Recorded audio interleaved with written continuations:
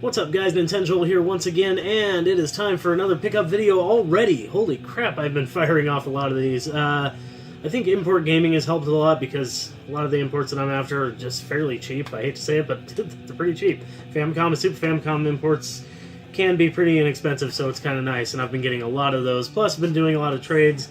That equals more pickup videos for you guys, and more fun for me, because I like doing pickup videos. It's still probably my favorite video to do. So, okay, but this one's a little bit different. I know I say that like every other time, but this one was all the stuff I got at a trade night for a pop culture, like, swap meet in Salem. My buddy from Portland, Phobia, he told me about it, and Phobia's friend was there. I think his name was Joe. I can't remember for sure. Nice guy. Sold him Batman Forever on Super Nintendo for $2. But anyways, very first thing, as soon as we got there, which we were there really late, so I didn't even get to look at the store. The store was like a comic book store, I think, and there was a bunch of like toys and card games and stuff like that. But I didn't really look around much because I was kind of late. But as soon as I got there, I met up with Phobia and his friend. Got the Little Mermaid on Nintendo, which is great. Been after this game for a little while. This game's surprisingly fun. I mean, yeah, it's a girly-ass game, but it's a Disney game, and it's a Capcom game on NES, so it's actually pretty good. I actually enjoyed it a lot. And then, let's see, I ran across a lady that was selling Alice Madness Returns on PS3. No manual, though it does have the little, like, slip card thing, and yeah. Oh, wait, this says manual included on disc. Maybe this didn't actually have a manual. Wow, crazy.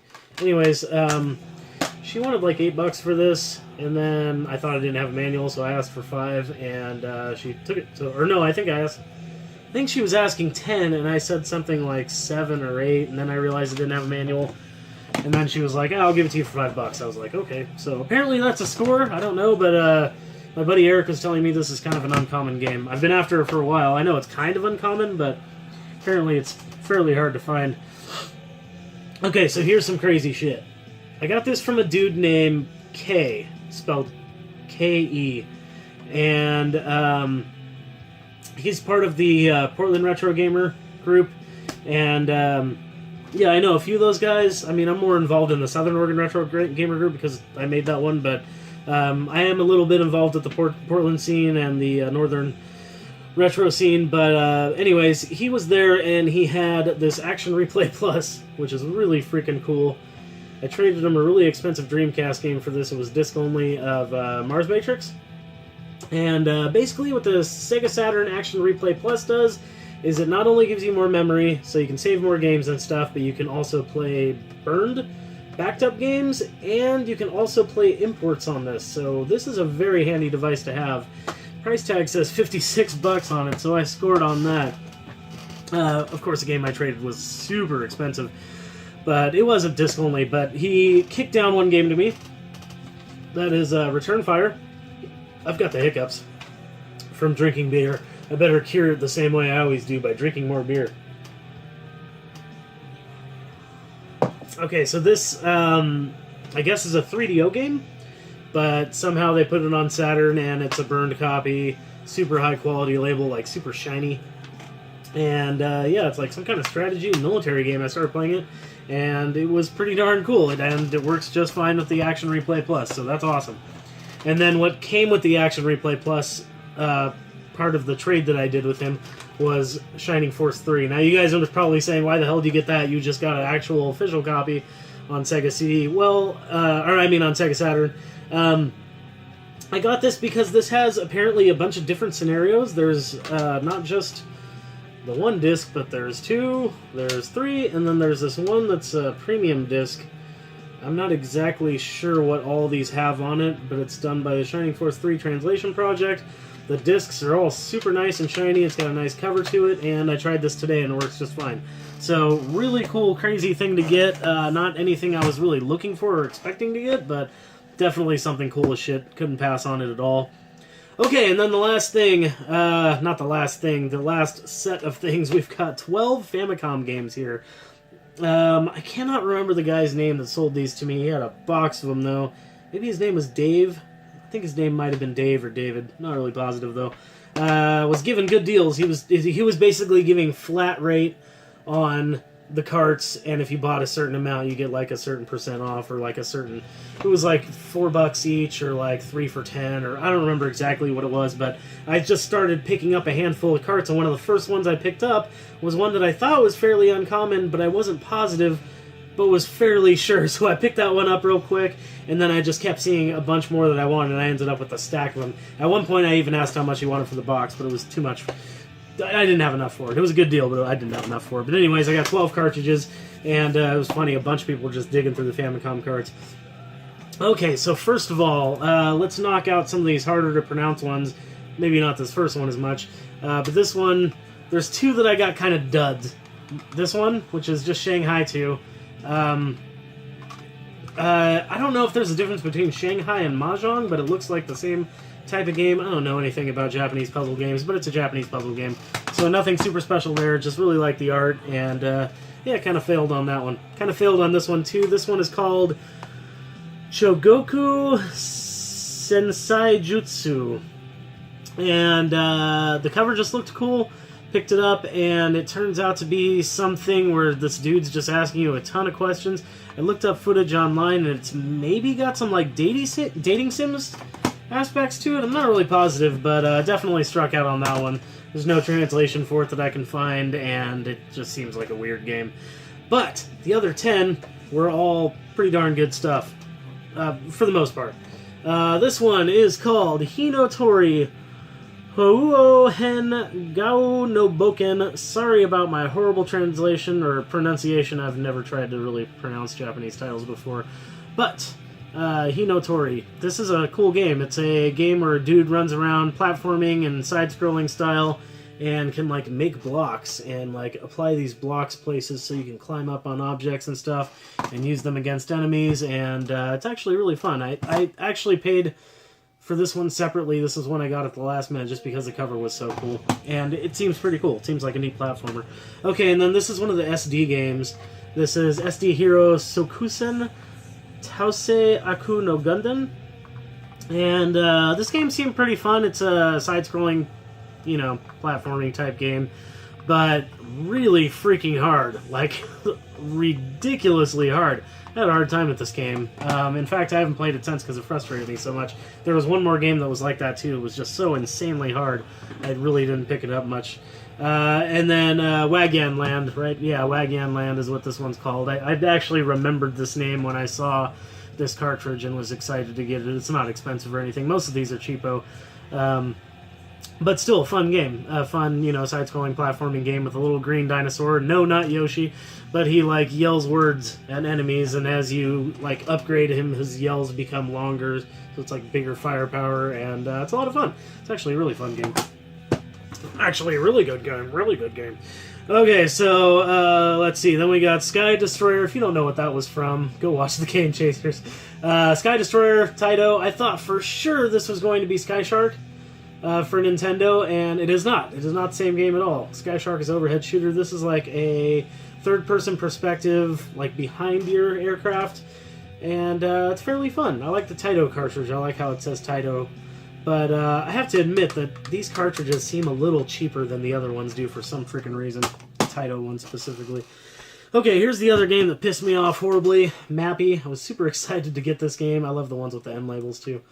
Super excited to get this game, and it's just impossible. Just so freaking hard. I had a really hard time playing this game. It's like a one-screen, like, arcade-type game, and you can, like, bounce on trampolines, but it's like everything is coming to kill you, and it's impossible to avoid everything, but yet you avoid things when you're bouncing on the trampoline, and it's just really freaking hard. I mean, I could see it being fun if you maybe really got the hang of it and played it for a few hours, but I only played it for a few minutes and got frustrated as shit. This one's kind of hard too. Pac-Land. I do have this on TurboGrafx, and it is the exact same funky game control style as TurboGrafx. The controls are completely opposite of what you know in video games. So let's see. A runs to the right, B runs to the left, and you have to press up on the directional pad to jump. It is wacky as shit. But it also makes this game very, very original and very fun, and just kind of a like, ha ha ha, holy crap, this game is crazy to play. Like, it's just kind of fun to play and kind of something to laugh at because it's like nothing you've ever played before. The controls are so wonky, but not at the same time. They're very responsive and they act exactly how they should. It's just that your buttons are completely switched. Your directional button does the jumping and you run with the A and B button, so it's just funky as shit. Okay, now this one is fun. I really like this one. I thought it was going to be a cheapo, dumb one, and maybe it is. It is a cheapo. Hot Scramble, which sounds like a breakfast item at a roadside diner. But this is like a Macross game. It's a side-scrolling game, and you like are a robot, and then you like as you jump, you can hold the jump button and start flying around because you transform into a jet. It's freaking fun, dude. This game is a lot of fun. It is kind of cheapo. It reminds me of...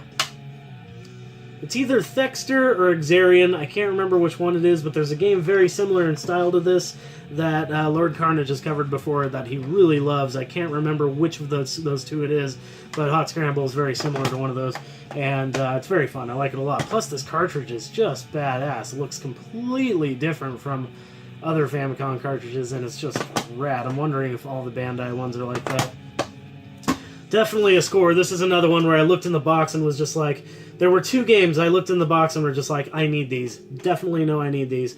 This was $4, and I got these all like bundled together. It was like 30 or 35 bucks together. But this one for originally even $4 was a steal because I had almost picked this one up at PRGE for 15 bucks and passed on it. Thought it was a little spendy, but actually when I got it home, that seems like a decent price. Like 12, 15 bucks is kind of what this goes for. But I got it cheap as shit. Oh, I should probably mention what this is. This is Ganbare Goemon. Yes. Hell yes. So stoked to have another Goemon game. All I have is Mystical Ninja on Super Famicom, but this is the first one that got released on the Famicom. Very fun game. Adventure, side-scroller, but also there's like overhead sections. I'm not sure if there's overhead sections on this one or not. I can't remember. But on the later games, there were like overhead sections and side-scrolling sections like a Mystical Ninja. Okay, this one's kind of a sad story. There were two that I couldn't get the translations to work for. One of them I already showed you, but it wasn't very important. It was like one of the side-scrollers. This one is an RPG, Joust Quest, and it's got the big cartridge, which this is my first Famicom cart that's like big. And it just looked cool as shit, was cheap as hell. I looked it up and there was a translation available, but I could not get it to work for some reason. Not that I couldn't get it to work. When I tried to... when I tried to extract it, there was a problem with it. I think it said the file was corrupt or something. So I need to ask somebody about trying to help me out with that. Last time I had an issue, John Riggs helped me out. So maybe I'll see if he can help me out with that again. And then, the last game I have for you guys, Famicom, yes. So good. So good. I saw this and I was like 85% sure that I knew that this was, and that I knew it was worth a hell of a lot more than $4. Not a lot or anything, but, you know, I was going to order this game for about 25, 30 bucks not that long ago, so that tells you something. I knew it was a steal, but I wasn't positive because it's not in English at all, but I thought I recognized the cover, was pretty sure. Took it home, looked it up, played it, and sure enough, this is Getsu Fuumaden.